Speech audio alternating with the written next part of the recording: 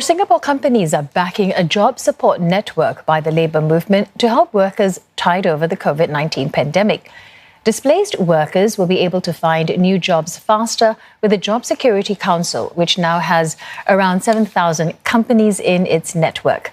There were just 4,000 when it began 3 months ago. Labour Chief Ng Chee Meng has been speaking to reporter Kelly Wong.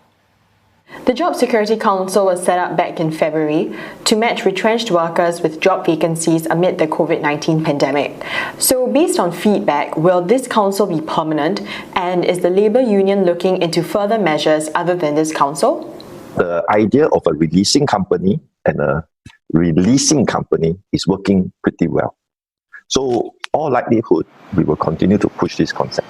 In the next step of this development, when we do job matching, we want to also upgrade our companies so that we create a win for them, and also upgrade our workers so that their productivity levels go up, and the switching of either intra-sector companies or inter-sector changing profession, we can actually effect that as our economy restructure as well.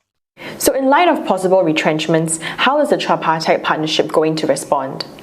With COVID-19 as a circuit breaker, we expect retrenchment indeed to go up. But the key thing about what we want to do is to make sure that we keep as many of our workers in their jobs. So if you look at the government budget and the strategies with the job support scheme, this is to put some cash in a very difficult situation for the companies to do what they need to do, but also keep workers in place so that they can keep a job, earn a wage. Complementing that, NTUC and the government is also pushing training. So with all these different schemes, we hope to reduce the pressures for companies to retrench. And of course, at our own NTUC level, we're also talking to union leaders. What are the measures we need to take in a very realistic assessment of the situation to cut costs so that we can save jobs for fellow workers? How else is NTUC looking at helping freelancers and self-employed people in the future?